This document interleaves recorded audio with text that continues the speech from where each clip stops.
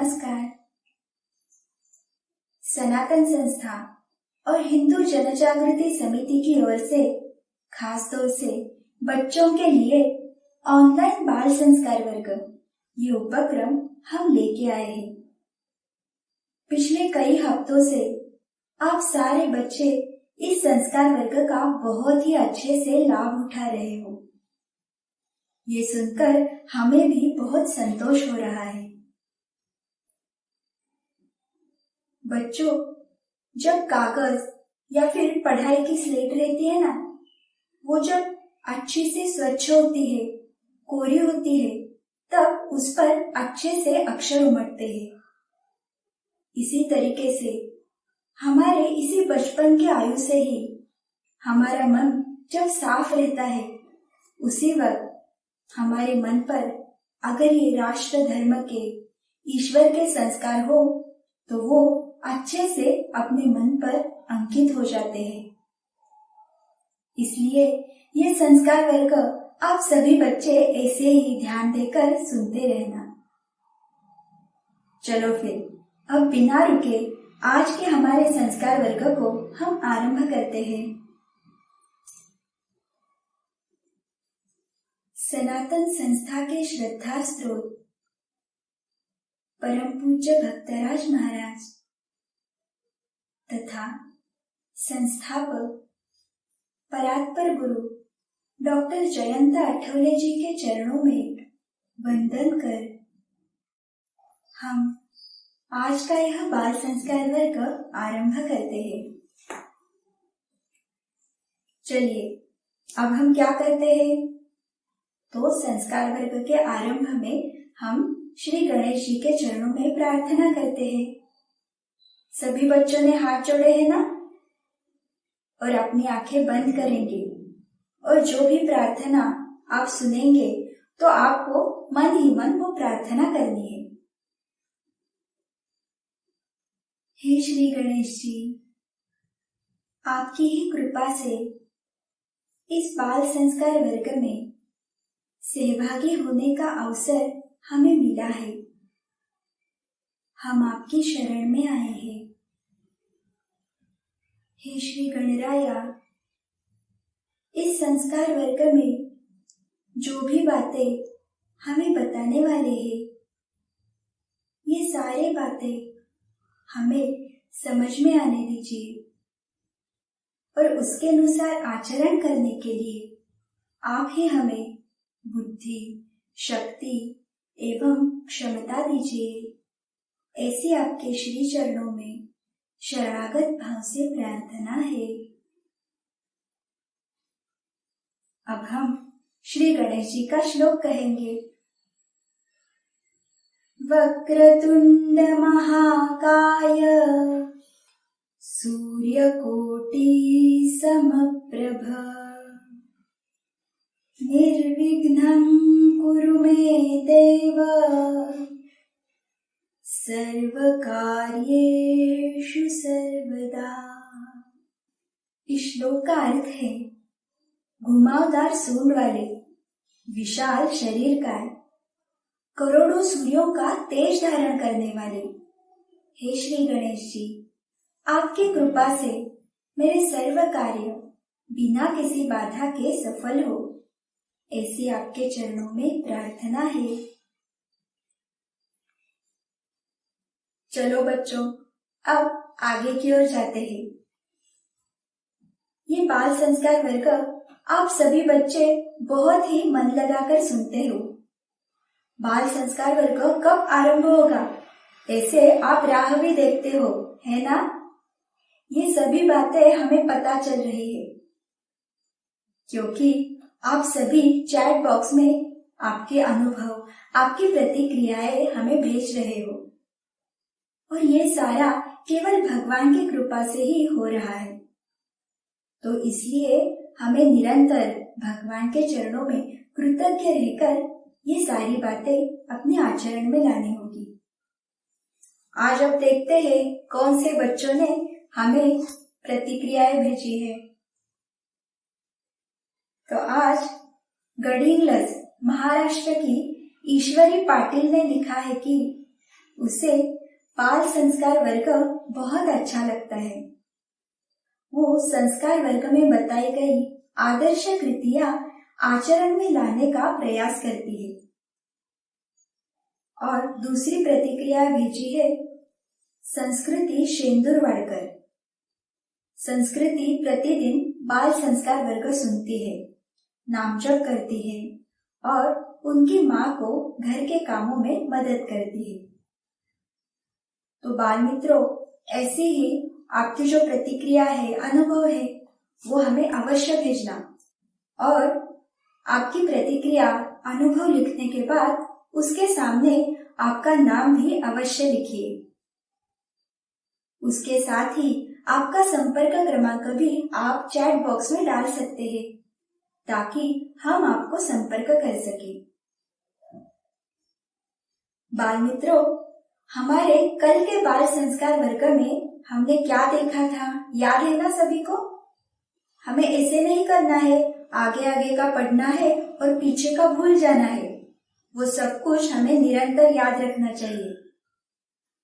तो कल के बाल संस्कार वर्ग में हमने सम्राट दिलीप की कहानी सुनी थी और उसके बाद आदर्श कृति में हमने अपना राष्ट्रध्वज और भगवा झंडा, इनका सम्मान हम कैसे कर सकते हैं, ये भी देखा था। तो उसके अनुसार सभी बच्चे अब झंडे का सम्मान रखेंगे ना? चलिए फिर, आज की कहानी कौन सी है, ऐसे आपको लग रहा होगा ना? तो आज हम हमारे सबके प्रिय भगवान गणेश जी की कहानी सुनने वाले हैं। और सभी बच्चों को ये कहानी भी पूरा ध्यान दे के सुननी है, क्योंकि कहानी के बाद इस कहानी से जुड़ा हुआ एक प्रश्न आपको स्क्रीन पे दिखाई देगा और 15 सेकंड में आपको उसका उचित उत्तर क्या है, इसके बारे में सोचकर रखना है। चलिए फिर अब कहानी को आरंभ करते हैं। आज श्री गणेश जी को चिंतामणि ये नाम कैसे पड़ गया, ये हम देखने वाले हैं। उसकी एक बहुत ही अच्छी कहानी है, वो अब हम सुनते हैं। पुराने समय में अभिजीत नाम का एक राजा था। इस राजा का कर्ण नाम का एक बेटा था। अभिजीत राजा तो अच्छा था, परंतु उसका कर्ण ये बेटा बहुत ही दुष्ट था। असहाय लोगों को वो बहुत तकलीफ देता था। ऋषि मुनियों के यज्ञ तप इनमें बाधा उत्पन्न करता था। ऐसा बहुत ही घमंडी और अहंकारी था ये कर्ण। उसे जब भी कोई वस्तु भाती थी ना, तब वो उसे प्राप्त करके ही बैठता था। उस वस्तु के प्राप्ति के लिए कुछ भी करने के लिए वो तैयार रहता था। तो ऐसे ही एक दिन ये कर्ण उसके अन्य मित्रों के साथ जंगल में शिकार के लिए गया था। उसी जंगल में कपिल मुनि का एक आश्रम था। जंगल में घूमते घूमते कर्ण और उसके मित्र कपिल मुनि के आश्रम के पास पहुंचे। कपिल मुनि ने कर्ण को उनके आश्रम के पास देखा तो उन्होंने कर्ण और उसके मित्रों का स्वागत किया, उन्हें आश्रम में बुलाया और सभी को आश्रम में भोजन के लिए आमंत्रण भी दिया। कपिल मुनि का वो छोटा सा आश्रम कर्ण को झोपड़ी जैसा ही लगा और ये सब देख के उसे हंसी आ गई। उसे लगा, ये निर्धन ऋषि हम सबको भोजन कैसे खिलाएंगे। कपिल मुनि के गले में एक जंजीर थी और उसमें चिंतामणि नाम की एक मणि थी। कपिल मुनि ने वो चिंतामणि अपने जंजीरे से निकाला और चौकी पर रख दिया। उस मणि को उन्होंने नमस्कार किया और प्रार्थना भी की। और क्या आश्चर्य, कुछ ही क्षणों में वहां पे एक बड़ा भोजन कक्ष निर्माण हो गया। वहां पे सभी को बैठने के लिए चंदन के पीढ़े निर्माण हो गए और भोजन की थालियां रखने के लिए वहां पे चौकियां लगाई गई। ये सब कुछ कर्ण देखता ही रह गया और बाद में सभी को चांदी की थालियां, चांदी की कटोरियां, इसमें बहुत ही अच्छे अच्छे पकवान परोसे गए।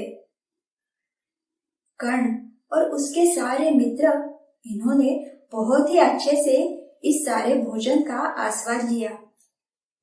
ये सारे संतुष्ट हो गए। कर्ण को ये सारा देखकर बहुत ही आश्चर्य लग रहा था। उस मणि का ये चमत्कार देखकर उसे चिंतामणि बहुत ही पसंद आ गया, बहुत अच्छा लगा और उसे पाने की इच्छा उसके मन में उत्पन्न हुई। और फिर उसने कपिल मुनि को ये बोलकर भी दिखाया। परंतु कर्ण का स्वभाव कैसा है ये कपिल मुनि अच्छे से जानते थे, इसलिए वो मणि कर्ण को देने के लिए उन्होंने मना कर दिया। किंतु कर्ण उसे जो अच्छा लगता था वो प्राप्त करके ही शांत बैठता था। तो क्या उसने कपिल मुनि पर अत्याचार कर वो मणि उनसे छीन लिया और वो वापस चला गया वहां से। अपना चिंतामणि इस तरीके से कर्ण ने छीन लिया, ये देखकर कपिल मुनि बहुत दुखी हो गए और उन्होंने कर्ण को किसी न किसी प्रकार दंड होना ही चाहिए ये मन में निश्चित कर दिया। और इसके लिए उन्होंने भगवान श्री गणेश जी की उपासना आरंभ की। उनकी ये उपासना और श्री गणेश जी के ऊपर की भक्ति, इससे भगवान श्री गणेश कुछ समय बाद उन पर प्रसन्न हो गए और वे ऋषिवर के सामने स्वयं प्रकट हुए। भगवान श्री गणेश जी वहां पर प्रकट होने के बाद उन्होंने ऋषिवर से वर मांगने के लिए कहा। तब कपिल मुनि ने कर्ण के साथ जो भी घटना हुई वो सारी घटना भगवान श्री गणेश जी को बता दी और कर्ण को दंड करने की विनती उन्होंने गणेश जी को की। गणेश जी ने उनको आश्वस्त किया। यहाँ पे ये सारा घटित हो रहा था और उधर जो कर्ण था ना, तो वो चिंतामणि प्राप्त करके भी बहुत ही डरा हुआ था, क्योंकि उसे लग रहा था ये चिंतामणि फिर से प्राप्त करने के लिए कहीं कपिल मुनि उससे युद्ध न करे और इसी डर से उनसे पहले मैं स्वयं ही उनके ऊपर आक्रमण करता हूँ, ऐसे निश्चित कर कर्ण ने कपिल मुनि के आश्रम पर आक्रमण कर दिया। परंतु उससे पहले ही भगवान श्री गणेश जी की कृपा से उस जंगल में गणेश जी की विशाल सेना तैनात थी। तो क्या कर्ण के सैनिक और भगवान श्री गणेश जी के सैनिक, इनके बीच घमासान युद्ध आरंभ हुआ। बहुत से सैनिक मारे गए। धीरे धीरे करके कर्ण के सारे सैनिक मर गए। अब कर्ण अकेला उस रणभूमि पर खड़ा था और फिर उस रणभूमि पर साक्षात श्री गणेश जी स्वयं प्रकट हुए। गणेश जी को रणभूमि पर देखकर कर्ण ने तुरंत धनुष्य बाण निकाला। गणेश जी के ऊपर वो छोड़ने लगा। गणेश जी कर्ण के सारे बाणों को हवा में ही उड़ा रहे थे। ऐसे ही कुछ देर तक भगवान श्री गणेश और कर्ण में युद्ध चलता रहा। बाद में भगवान श्री गणेश जी ने अपना परशु निकाला और वो परशु उन्होंने कर्ण पे मार दिया। परशु के एक ही प्रहार से कर्ण की मृत्यु हो गई। उसी समय कर्ण के पिताजी राजा अभिजीत वहां पे आ गए। उन्होंने भगवान श्री गणेश जी को नमस्कार किया और कपिल मुनि की चिंतामणि उन्हें लौटा दी। और फिर वो भगवान श्री गणेश जी से कहने लगे, भगवान, आप मेरे बेटे कर्ण को क्षमा कीजिए, उसे भूल हो गई है। आपकी कृपा से आप उसे सद्गति यानी मुक्ति दीजिए, ऐसी मैं आपसे प्रार्थना करता हूँ। भगवान तो दयालु होते हैं ना। तो भगवान श्री गणेश जी ने उनकी बात सुन ली। उन्होंने राजा अभिजीत को आशीर्वाद दिया और उनका बेटा कर्ण, उसे उन्होंने सद्गति दी, मुक्ति दी।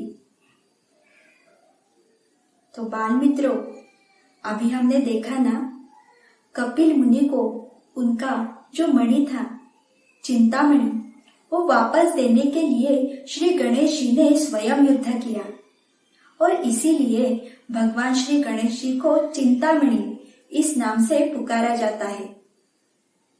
और बाद में चिंतामणि यह श्री गणेश जी का नाम भी हो गया। सभी ने ये कहानी अच्छे से सुनी ना?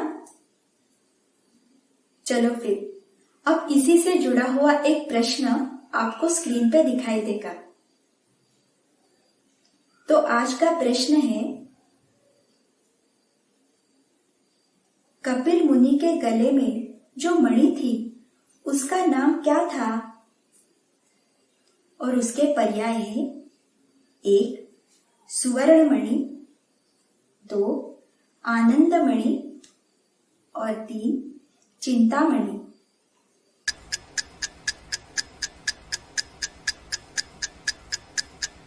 सभी बच्चों ने इस प्रश्न का योग्य उत्तर क्या है वो सोच के रखा है ना? तो कपिल मुनि के गले में चिंतामणि नाम की मणि थी। बहुत से बच्चों ने इसका योग्य उत्तर दिया है, तो सभी बच्चों का बहुत बहुत अभिनंदन। चलो फिर अब हम आगे की ओर जाते हैं।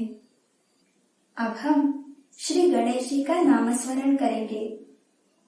सभी बच्चे अपने हाथ जोड़ेंगे और आंखें बंद करेंगे। अपने मन में श्री गणेश जी का रूप लाएंगे और उनके चरणों में बैठकर पूरी एकाग्रता के साथ ये नामस्मरण अब हम करेंगे। सभी बच्चे तैयार हैं ना? चलो फिर अब हम नामस्मरण को आरंभ करते हैं। ओम गं गणपतये नमः। ओम गं गणपतये नमः। ओम गं गणपतये नमः। ओम गं गणपतये नमः। ओम गं गणपतये नमः। ओम गं गणपतये नमः। ओम गं गणपतये नमः। ओम गं गणपतये नमः।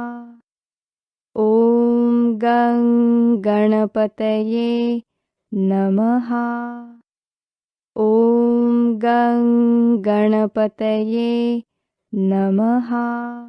ओम गं गणपतये नमः।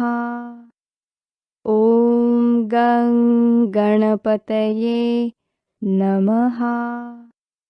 ओम गं गणपतये नमः। ओम गं गणपतये नमः। ओम गं गणपतये नमः। ओम गं गणपतये नमः। ओम गं गणपतये नमः। ओम गं गणपतये नमः। ओम गं गणपतये नमः। ओम गं गणपतये नमः।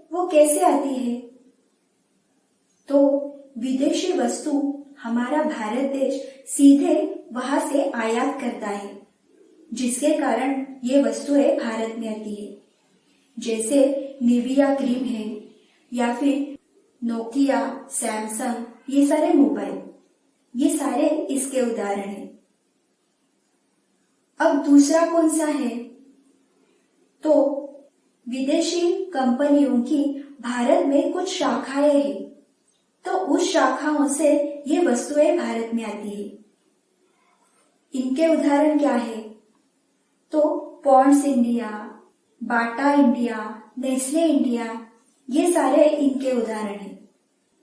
और तीसरा सूत्र ये है कि विदेशी कंपनियों के साथ भारतीय कंपनियों ने साझेदारी कर उत्पादित किए हुए वस्तुएं, जैसे किर्लोस्कर कमिंस और टाटा सुजुकी, ये सारे उसके उदाहरण हैं। तो इन तीन माध्यमों से हमारे भारत देश में विदेशी वस्तुएं आती है। हम जब इन विदेशी वस्तुओं का उपयोग करते हैं ना, तो इससे हमारे भारत की अपरिमित हानि होती है। ये कैसे होती है, ये अब हम जान के लेते हैं। जिन कंपनियों की एक से अधिक देशों में शाखाएं रहती है ना, ऐसी लगभग 60,000 बहुराष्ट्रीय कंपनियां भारत में है, और जिसके कारण वो बहुत सारा भारत का धन अपने देश में लेकर जा रहे हैं और हमें लूट रहे हैं। उदाहरण स्वरूप देखते हैं, जैसे 1 लीटर की शीत पेय की बोतल रहती है, तो उसे बनाने के लिए केवल 2 रुपए 10 पैसे इतना ही खर्च आता है। परंतु वही शीत पेय की जो बोतल है, वो भारत में 15 या 20 रुपए को बेची जाती है। तो ये बीच का जो सारा पैसा है ना, तो ये सारा पैसा इन विदेशी कंपनियों द्वारा विदेश में चला जाता है। इसी तरीके से विदेशी कृत्रिम शीत पेय रहते हैं, टूथपेस्ट, पाउडर रहती है, क्रीम, चिप्स, तो ये सारी विदेशी वस्तुएं भारत में बेचकर उसका सारा पैसा विदेश में चला जाता है। ये सारे विदेशी उत्पादन बेचकर भारत से 5 लाख करोड़ मुद्रा को लूटकर वो विदेश में ले जाते हैं।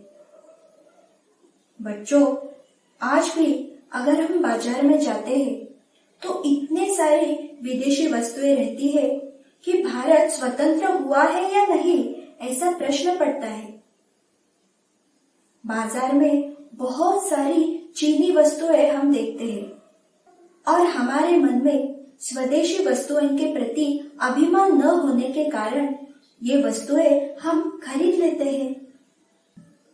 एक तरफ देखा जाए तो चीन भारतीय सीमा रेखा का उल्लंघन करके भारत की भूमि हड़प कर रहा है, और दूसरी तरफ चीनी वस्तुएं भारत में बेचकर उससे पैसा कमा रहा है। तो ऐसा ये चीन है। हम अगर अंग्रेजों के बारे में देखें ना, तो अंग्रेज भी भारत में ईस्ट इंडिया कंपनी, इस कंपनी के नाम पर भारत में व्यापार करने के लिए ही आए थे, और फिर धीरे धीरे उन्होंने सारे भारत पर नियंत्रण प्राप्त किया, और फिर आगे 150 वर्ष तक उन्होंने अपने भारत पर राज्य किया। चीन के लिए उनके सारे उत्पादन बेचने के लिए भारत एक बहुत बड़ा बाजार पेठ है, और उसके साथ ही कच्चे माल की आपूर्ति के लिए भारत उनका केंद्र है। इस तरीके से चीनी शासन भारत से 40,000 करोड़ रुपए अपने उत्पादनों के साथ प्राप्त कर लेता है। सभी को ध्यान में आ रहा है ना? विदेशी वस्तुएं हम जब स्वयं लाते हैं तो उससे कितनी अपरिमित हानि देश की होती है। अगर हम सभी भारतीय तय करें कि आज से हम स्वदेशी वस्तु ही खरीदेंगे, तब हम कुछ तो देश के लिए हमारा राष्ट्र कार्य कर सकते हैं। और ऐसे बहुत सारे उदाहरण हमारे राष्ट्र पुरुषों के हैं, तो वो भी हम अब देखते हैं। तो पहला उदाहरण है हमारे छत्रपति शिवाजी महाराज का। वर्ष 1674 में छत्रपति शिवाजी महाराज का राज्याभिषेक हो रहा था। महाराज स्वयं राज सिंहासन पर बैठे हुए थे। उनके समय भी अंग्रेज थे और उस राज्याभिषेक में कुछ अंग्रेजी अधिकारी भी आए हुए थे और वे एक के बाद एक आकर महाराज को नमस्कार करते थे और उन्हें उपहार स्वरूप कुछ देते थे। ऐसे करते करते फिर बाद में अंग्रेज प्रतिनिधि हेनरी ऑक्सेंडन की बारी आई। उसने भी महाराज को नमस्कार किया और फिर उन्हें उसने थाली में उपहार स्वरूप कुछ तो दे दिया। महाराज ने उसे हाथ लगाकर वो स्वीकार किया। बाद में उसने थाली पर जो वस्त्र का आवरण था वो हटा दिया और एकदम जगमगाहट हुई, क्योंकि उस थाली में टकसाल में निर्मित बहुत ही अच्छे सुगठित ऐसी मुद्राएं थी। वो मुद्राएं देखकर महाराज के मन में भी प्रशंसा का भाव उत्पन्न हुआ। उनके मुख पर हास्य आ गया। ये देखकर उस अंग्रेजी अधिकारी को लगा कि अच्छा हुआ और वो इसी बात की प्रतीक्षा कर रहा था। महाराज का वो हास्यमय मुखमंडल देखकर वो तुरंत बोलने लगा, महाराज, यदि आपके स्वराज्य के लिए ऐसी मुहराएं चाहिए तो हम आपको ऐसे दे सकते हैं। उसने बहुत ही उत्साह में ये महाराज से बोला, परंतु उसकी ये बात सुनकर महाराज का मुखमंडल गंभीर हो गया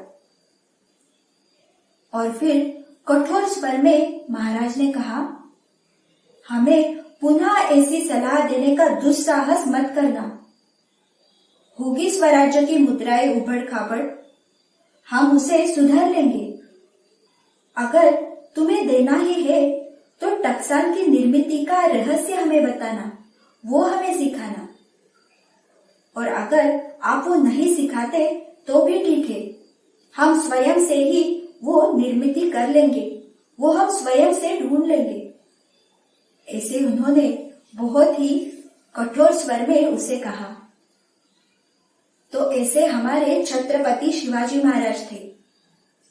उनके मन में भी स्वदेशी का अभिमान था, स्वावलंबन था। तो यही हमें सीखना है। और एक हमारे जो राष्ट्र पुरुष है लोकमान्य तिलक जी, वो तो कहते थे स्वदेशी यानी अपने देश का अभिमान। जो व्यक्ति स्वदेशी का शत्रु है तो वो स्वदेश का यानी राष्ट्र का भी शत्रु है।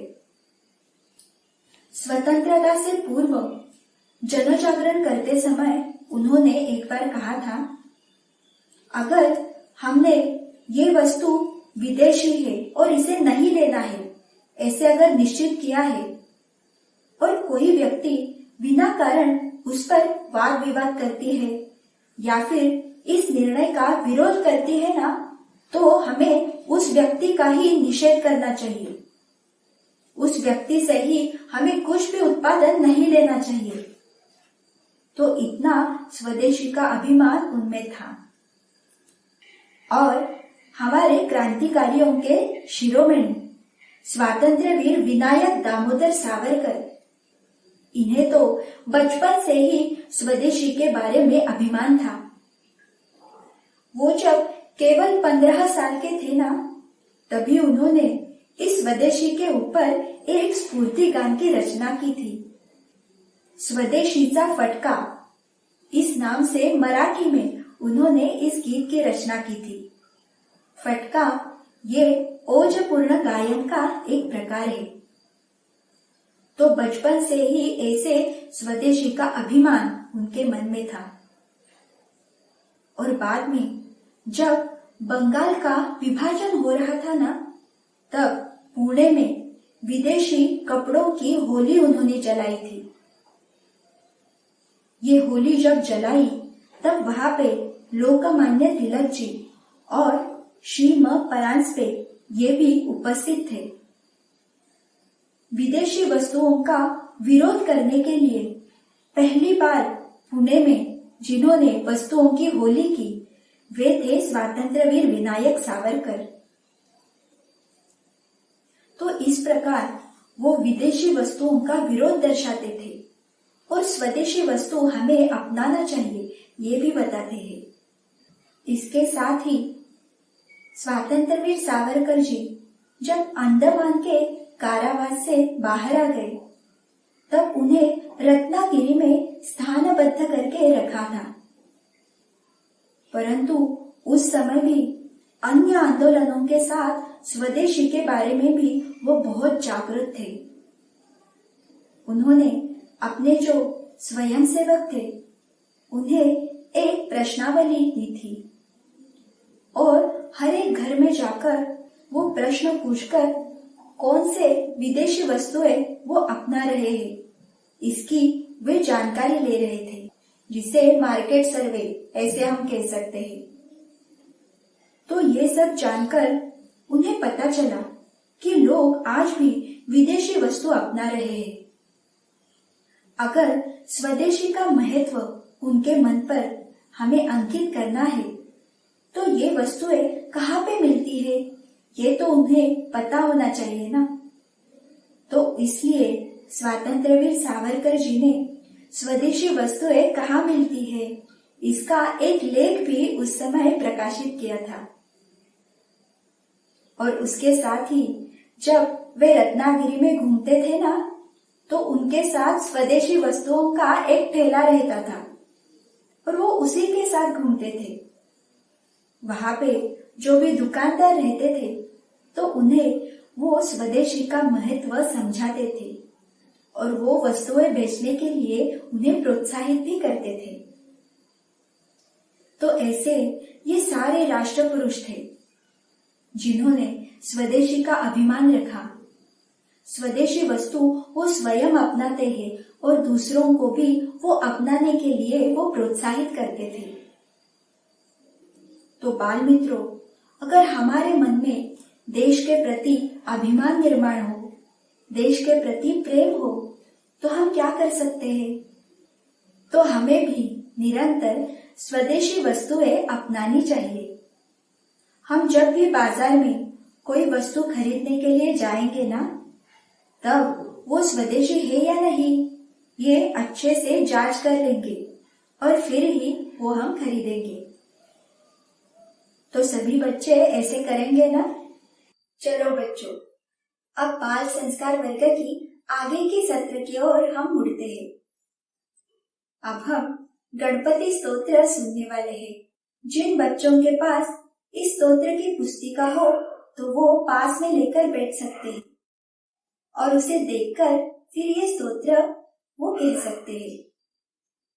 सभी बच्चों ने अपने हाथ जोड़े हैं ना? और उस पुस्तक में देख के हमारे साथ आप ये स्तोत्र कह सकते हो। अपना मन श्री गणेश जी के चरणों में एकाग्र करना है। चलो फिर अब हम गणपति स्तोत्र आरंभ करते हैं।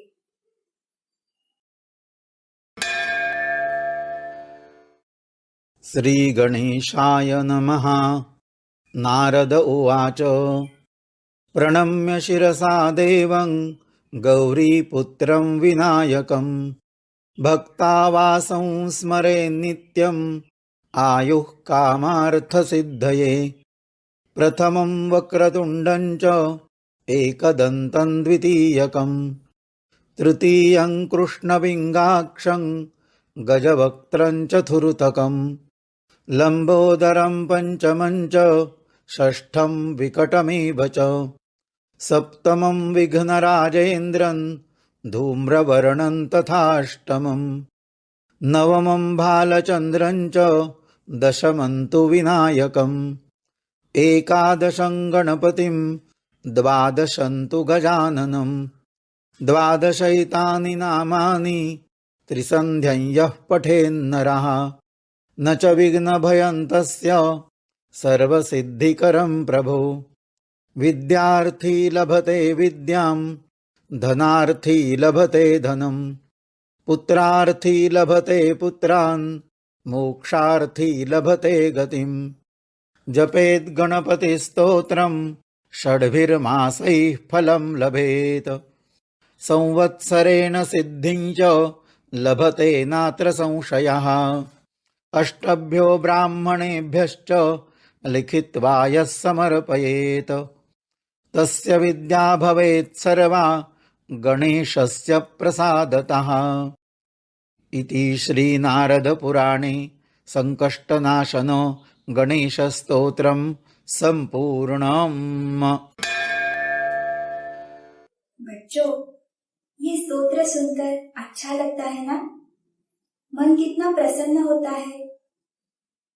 हमारे इस बाल संस्कार वर्ग में हमने पहले दिन से ही अलग अलग स्तोत्र, श्लोक, नाम जप ये सब हमने सीखा है। आप सभी को ये सारा अच्छा लगता है ना? तो अब आप ये सारे स्तोत्र, नाम जप, श्लोक घर पर भी निरंतर सुन सकते हो, क्योंकि अब सनातन संस्था लेकर आई है सनातन चैतन्य वाणी ऑडियो ऐप। तो ये ऐप आप अवश्य डाउनलोड कर सकते हैं।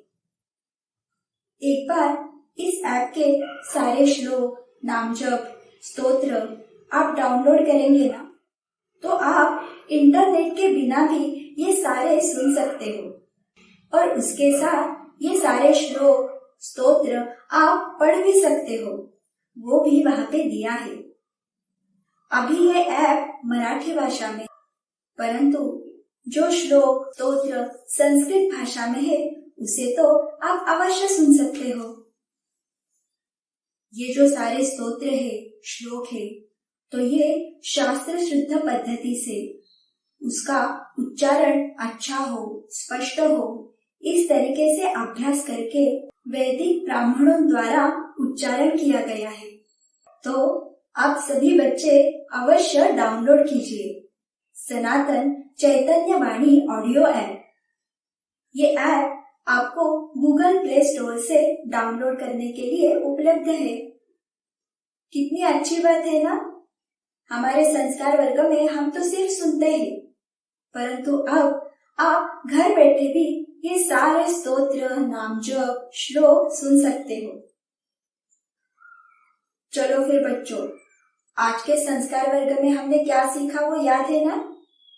हमने आज भगवान श्री गणेश जी को चिंतामणि ये नाम कैसे पड़ गया इसकी कहानी सीखी और उसके बाद स्वदेशी का अभिमान हम कैसे रख सकते हैं ये भी हमने सीखा। ये सारा ज्ञान हमें केवल भगवान की कृपा के कारण ही मिला है। तो अब हम भगवान के चरणों में कृतज्ञता व्यक्त करेंगे। हे भगवान, आपकी ही कृपा से इस बाल संस्कार वर्ग में हमें बहुत कुछ सीखने को मिला, इसलिए हम आपके चरणों में कृतज्ञ हैं।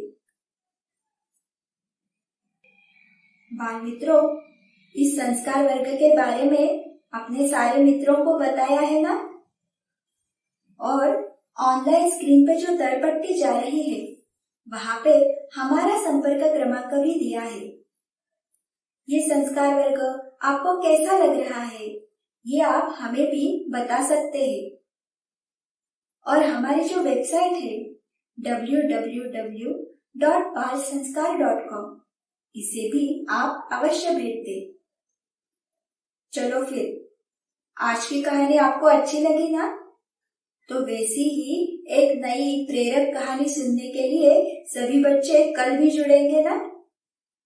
आज के इस संस्कार वर्ग में हम यहाँ पे ही रुकते हैं। कल फिर से ठीक 11:15 बजे हम मिलेंगे। तब तक के लिए नमस्कार।